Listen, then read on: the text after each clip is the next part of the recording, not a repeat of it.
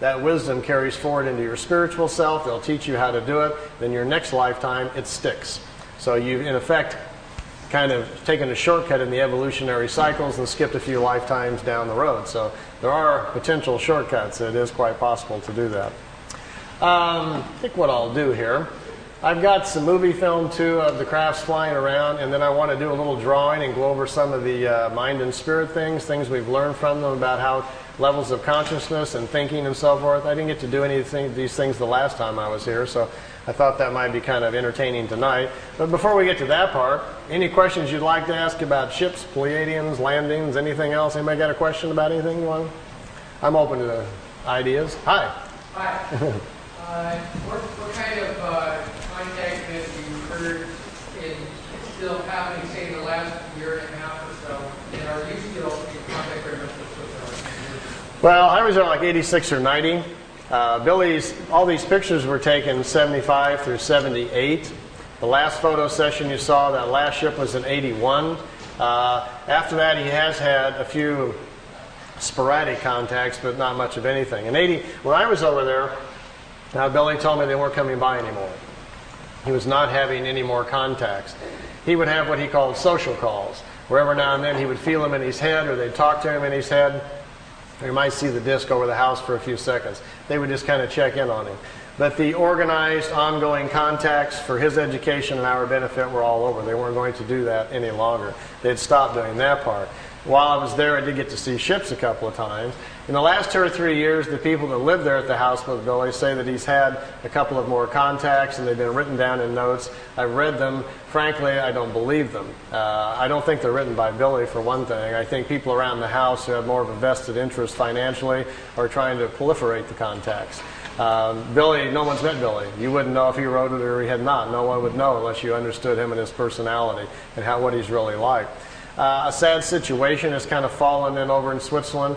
We have a group of 24 people who own the rights to Billy now. They have since 1984. It's an organization called the FIGU. I was a member for 3 years. The FIGU is in charge of all of the information. Billy doesn't read the mail or do anything anymore. He's just not that healthy. They have got into a situation where they have discovered they can make money by selling the information. And now it's $10,000 for a franchise fee if you want to start a FIGU study group, and $680 a year for members to pay dues to mail over to Switzerland. And when they found out they could get into that and money started coming in, things have shifted. So we have a situation where the human element has come into play, and we don't have this, you know, warm, cozy little spiritual environment over in Switzerland any longer that used to be there 10, 15 years ago. So it's become kind of a machine now. It almost seriously borders, I hate to use the word cult, but they've gotten so close-minded about things that it's going that direction. They're no longer open to other people's interpretations. They're mad at everybody, and it isn't a real healthy situation any longer. I kind of gave up communicating a couple of years ago. All I was doing was getting into arguments with people. Either they're mad that I don't come over anymore, or they're mad I wrote a book, or they're mad I'm doing this or that. And it's not why I went there to begin with. I was just a traveler on the road, stopping for my own personal experience and education, much like you go to the pyramids or the Great Wall. You go to benefit yourself and to learn and keep moving on. And they were mad at me for stopping in and moving on. I resigned from the group in 1990. I wasn't mad at anybody. I just didn't want to be part of this group attitude any longer. I started getting nasty phone calls just because I would talk to other people and they didn't want me doing this or that. And I says, this is getting really out of hand. You know, I says, I'm not a follower type, quite plainly. I'm a road traveler. I'm a troubadour, if nothing else, or a vagabond. So you got the wrong guy to try to control and put the screws on. So then they sent me like a 5-page contract to sign that I wouldn't talk to anybody and only do what they told me and blah, blah, blah. And I just kind of chuckled and laughed. I said, last-ditch effort of a desperate group. So I made a nice videotape, sit down in the living room, thanked him very much for the experience, but resigned from the group, and thanked Billy for the experience, and I haven't been back over there since. So I'm just still going down another road, still looking for things, you know. Anything else you want to chat about? I did at Billy's, and they were in such an unusual way that it sounds pretty strange. I can't do it on my own. When I was young, my mom was part of what was called the National ESP Board in the 60s. We had a guy named Harold Sherman, Little Rock, Arkansas, was teaching the government what ESP was. My mom was one of those 5 people they brought in that was clairvoyant. And underneath it all was the government trying to see if we had these unique people who could see what the Russians were doing or whatever, you know. My mom could see what was going to happen tomorrow. She couldn't see beyond that, like short-range, clairvoyant type. And because she could do things and was very into it, at an early age my mom taught me all about the crystals and floating things and where the different areas of your mind are. So I knew a few things when I got there. And Billy recognized that right away. And when he did, he says, "How much do you know?" And he sat down, we began to talk, and I found out he knew a lot more than I did. But I understood the basics of it. So he says, "Try doing this." And he would give me some mental gymnastics to do with symbols to see how strong I was.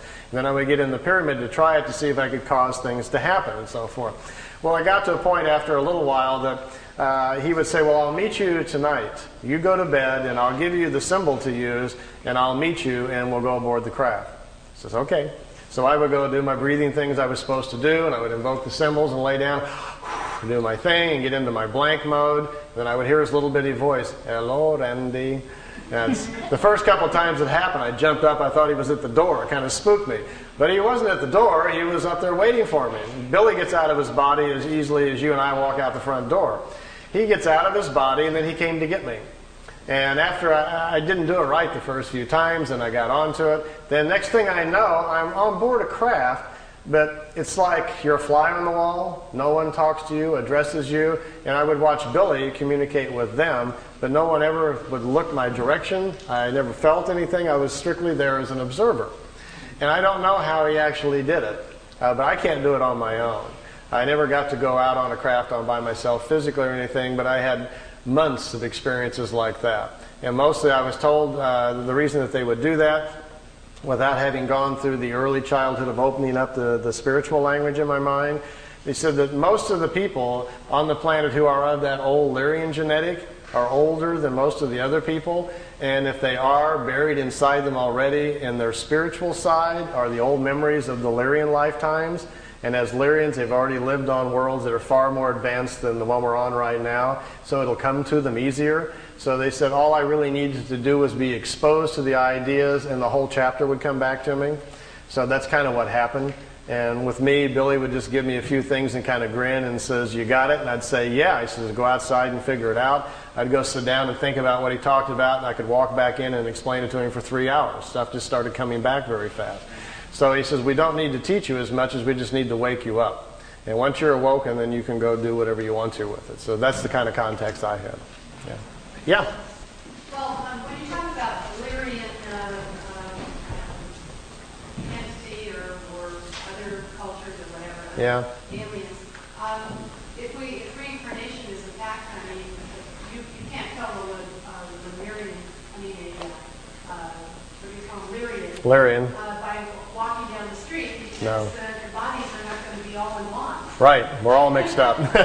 No license plates, anything there. No, we can't really.